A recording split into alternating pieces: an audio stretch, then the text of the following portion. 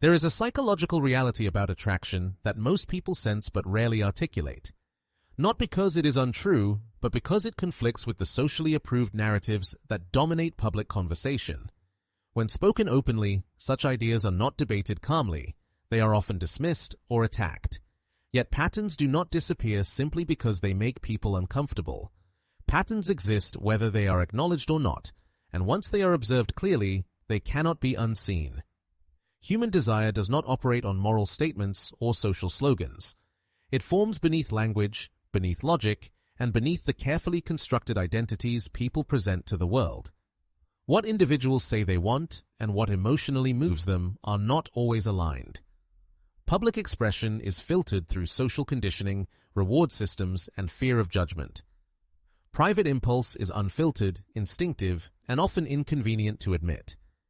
In that private internal space, people are not perfectly composed, endlessly gentle, or morally curated. They are layered, contradictory, intense, and sometimes drawn to experiences that would be difficult to explain in public terms. This is not a flaw. It is a feature of being human. Desire is shaped simultaneously by biology and culture, and when these forces collide, the result is complexity rather than consistency. Much of what people feel is suppressed by expectations about how they are supposed to think, speak, and behave. As a result, desire becomes compartmentalized. It is hidden, rationalized, or split into acceptable and unacceptable forms. Understanding this internal split does not grant control over others, nor does it justify manipulation. It provides clarity. It allows one to see human behavior without illusion, shame, or moral panic. One of the clearest illustrations of this split appears in popular storytelling. Walk into any major bookstore or digital marketplace and observe which genres consistently dominate sales. Romantic fiction, psychological thrillers, and fantasy narratives aimed at adult audiences generate enormous engagement across cultures and age groups. These stories are not marginal or secretive. They are consumed openly, discussed publicly, and recommended enthusiastically. A recurring pattern appears again and again. The central figure who captures attention is rarely passive, endlessly accommodating, or defined by constant reassurance.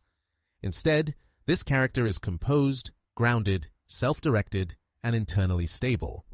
He does not seek validation. He does not explain himself excessively. He does not adjust his identity to gain approval. He enters the narrative with presence, and the environment changes around him as a result. This preference is not hidden. Readers invest time, money, and emotional energy into these stories. Yet when similar traits are discussed in real-world terms, they are often rejected or reframed. Why does this contradiction exist? Because attraction is not formed in the social mind. It forms in the emotional nervous system, the ancient part of human psychology that responds to certainty, direction, and intensity rather than to ideology or public virtue. Modern culture encourages people to speak in terms of kindness, fairness, emotional availability, and safety. These are socially approved values, and they serve important functions in cooperative societies. But attraction does not originate in value statements. It emerges from emotional contrast and internal response. The nervous system does not evaluate morality, it responds to experience. This becomes even clearer when examining the rise of darker or more symbolic fantasy narratives. Stories involving powerful, otherworldly, or highly controlled figures attract attention not because they promote harm or chaos, but because they symbolize traits that are increasingly suppressed in everyday expression. These characters do not negotiate their identity. They do not apologize for their presence. They exist with certainty, and that certainty is emotionally compelling. The appeal is not about danger itself, it is about intensity without instability. It is about strength paired with restraint. These figures represent emotional steadiness, grounded confidence, and the ability to lead without constant explanation. They act decisively while remaining controlled. This balance creates a sense of safety that allows emotional surrender within the fictional container. Daily life requires constant self-management, decision-making, and emotional regulation. Fantasy provides a space where that burden temporarily dissolves. It allows experience without responsibility, emotion without consequence, and intensity without real-world risk. This does not reflect moral deficiency. It reflects psychological balance. Emotion has never been governed by rules, it is governed by feeling. A long-standing observation in human behavior explains this clearly. People often judge based on what is visible rather than what is true. Public behavior is performance. Private behavior is authenticity. This distinction exists in politics, leadership, and social life, but it is especially relevant in attraction and intimacy. Every individual carries more than one self. There is the public identity shaped by social norms, expectations, and rewards. This version speaks the language of propriety, rationality, and moral alignment. It is careful, controlled, and measured. It exists to navigate society safely and effectively. This public self is not false. It is necessary. It allows individuals to function within institutions, relationships, and cultural frameworks. It is a form of armor, but it is not the entirety of the person. Behind it exists the private self. This self does not speak in policy language or social theory. It communicates through emotion, instinct, and response. It reveals itself not through explanation, but through attention, memory, and behavior. It seeks depth, intensity, and emotional engagement rather than abstract correctness. The private self does not crave safety to avoid experience. It craves safety to allow experience, to relax vigilance, to stop managing every outcome, to feel without calculation. This is where confusion often arises. Many people listen only to the public self and mistake its language for the full truth. They assume words are reality, but words are often camouflage. Reactions are revelation. True desire is revealed in patterns, not proclamations. In what is remembered vividly, in what draws repeated attention, in what cannot be easily dismissed. The public self speaks logically. The private self responds instinctively. One is learned, the other is inherent. Understanding this duality does not mean dismissing the public self. It means respecting both. Real connection emerges when space is created for both identities to coexist without conflict. When social safety is preserved and emotional authenticity is permitted. This is where genuine intimacy begins.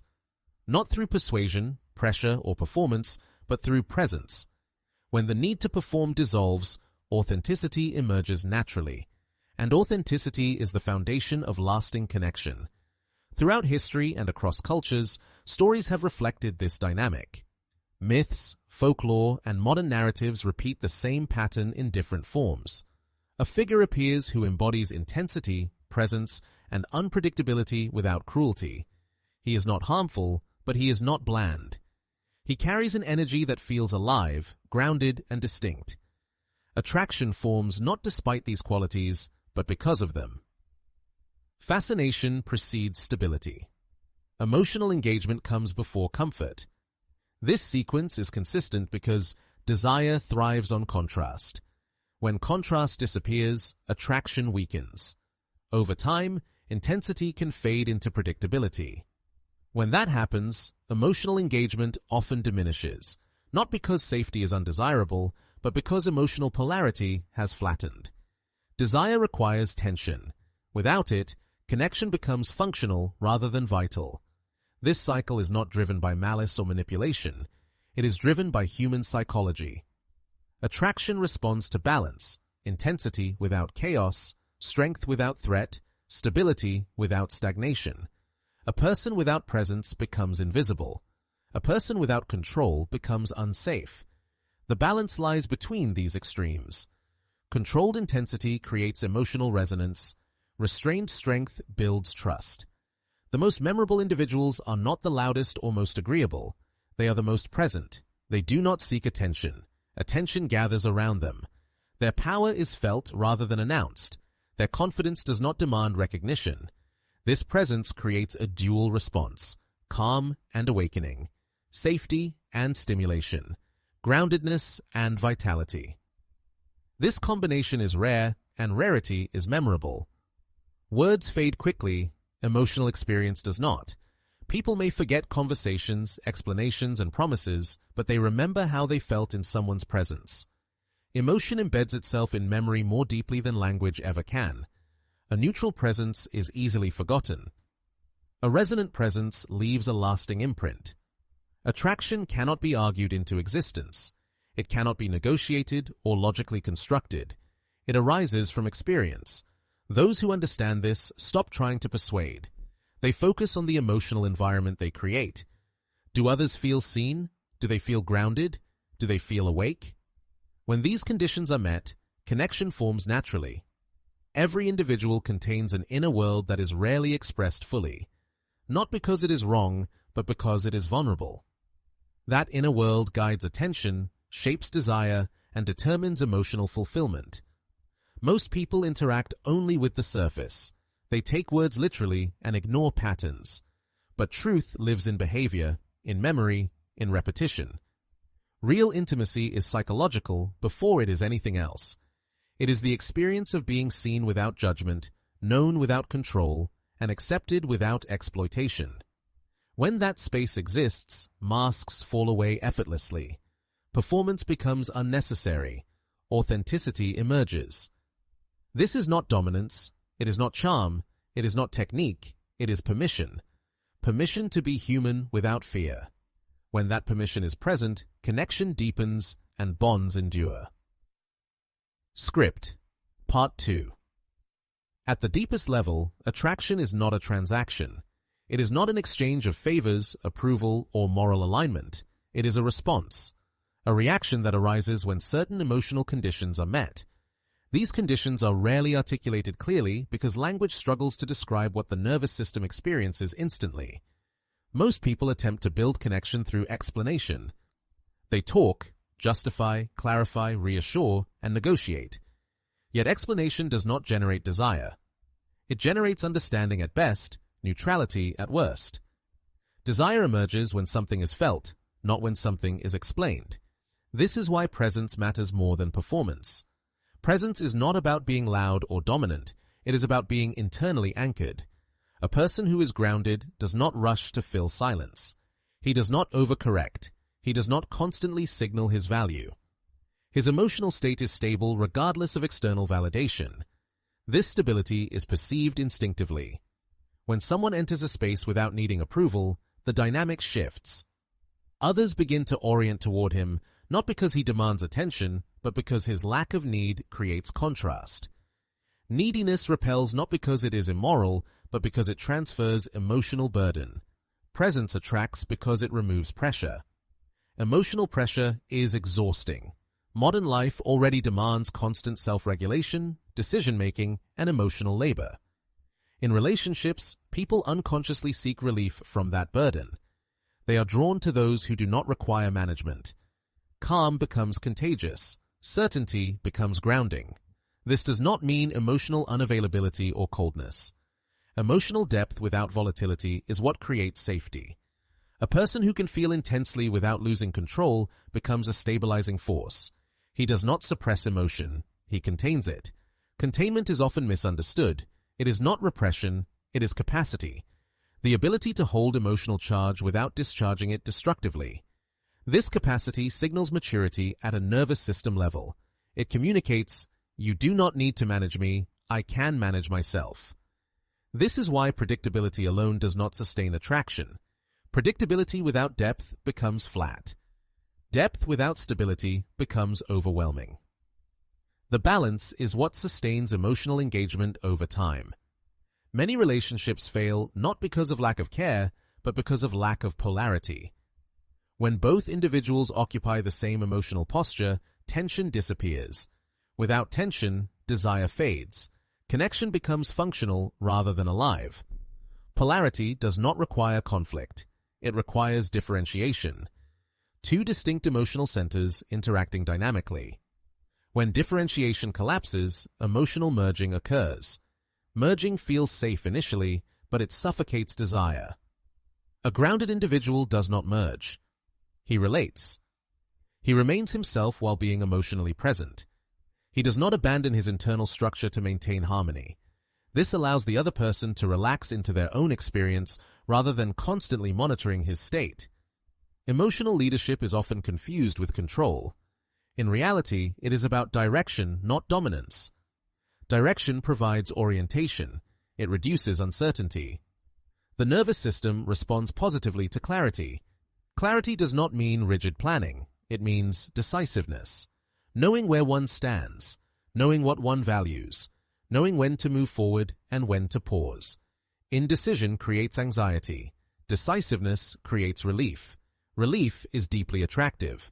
When someone else holds direction, the burden of constant choice lightens. This does not eliminate autonomy. It allows rest. This is why emotional safety and intensity are not opposites. They are complementary. Safety allows intensity to be experienced without fear. Intensity gives safety meaning beyond mere comfort. Comfort alone numbs. Intensity alone overwhelms. Together, they create engagement. Memory is formed through emotional peaks. Neutral interactions dissolve quickly. Emotionally charged moments embed themselves. The brain marks them as significant. This is not a conscious process. It happens automatically. People often attempt to be memorable by saying impressive things, but memorability is not verbal, it is visceral. A person is remembered because of how they altered emotional state, not because of what they said. This is why silence can be powerful. Silence held confidently creates space. Space allows emotional response to surface. Those who rush to fill silence often do so to manage their own discomfort. Those who can hold silence signal internal comfort. Internal comfort creates external trust. Trust is not built through promises.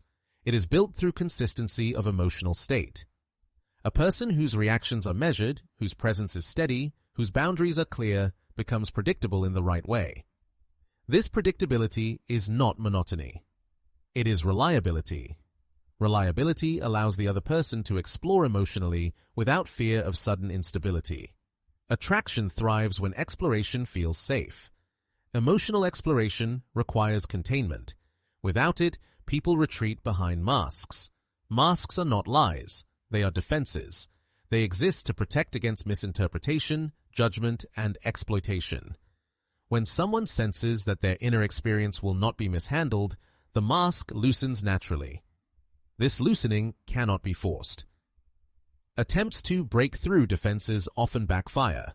Safety must be demonstrated, not demanded. Demonstration occurs through behavior over time, through calm responses to vulnerability, through restraint in moments where control could be abused, through consistency when emotional charge rises. Power without restraint is threatening. Restraint without power is uninspiring. The balance signals integrity. Integrity is alignment between internal state and external behavior. When words, actions, and emotional tone align, trust forms. Inconsistency creates confusion. Confusion erodes attraction. Many people unintentionally sabotage attraction by over-explaining themselves. Explanation is often an attempt to control perception, but attraction does not respond to explanation. It responds to congruence. Congruence is felt instantly. A person either feels aligned or fragmented. Alignment communicates wholeness. Fragmentation communicates insecurity. Insecurity seeks reassurance. Reassurance temporarily soothes, but eventually exhausts. Confidence does not demand reassurance. It allows others to feel secure without effort. Security without effort is rare. It is deeply valued. This is why emotional maturity is more attractive than surface charm. Charm fades when stress appears. Maturity remains. Under pressure, the nervous system reveals truth. Those who remain centered under stress signal strength at a primal level. Those who collapse signal instability. Stability does not mean suppression of emotion. It means regulation. Regulation allows emotion to move without overwhelming the system. People are drawn to those who can regulate emotion because they offer co-regulation. Being near them calms the nervous system. Calm is not boring when it is paired with depth. Calm becomes boring only when it is empty. Depth comes from lived experience, self-awareness, and internal work. It cannot be faked convincingly for long. Eventually, performance collapses. Authenticity sustains attraction because it does not require maintenance. Performance is exhausting. Authenticity is efficient. Those who stop performing create space for others to stop performing as well. This mutual authenticity forms the basis of real intimacy. Intimacy is not disclosure, it is resonance. Two internal states attuned without effort. This attunement cannot occur when one person is trying to be someone else. It requires grounded self-acceptance. Self-acceptance is not complacency, it is stability. Growth happens from stability, not from self-rejection. People who are at ease with themselves create ease around them. Ease lowers defenses. Lowered defenses allow connection. Connection deepens when it is not rushed. Urgency often signals fear of loss. Fear disrupts presence. Presence requires patience. Patience signals abundance. Abundance reduces pressure. Pressure kills desire. Space invites it. This is the paradox many miss. Trying harder often produces less. Releasing control often produces more. Those who understand this do not chase connection, they allow it. They do not attempt to convince, they invite. Invitation feels different than persuasion. Invitation preserves autonomy. Persuasion threatens it. Autonomy is essential for desire. Without choice, attraction collapses. True connection exists where choice remains intact. This is why manipulation ultimately fails. It may produce short-term compliance, but it destroys long-term trust. Trust is cumulative. It grows through repeated experiences of safety, respect, and emotional steadiness. When trust exists, depth emerges naturally. Depth strengthens bonds. Bonds endure not because they are dramatic, but because they are real. Reality is not always intense, but when intensity arises within reality, it becomes meaningful. Meaning sustains commitment.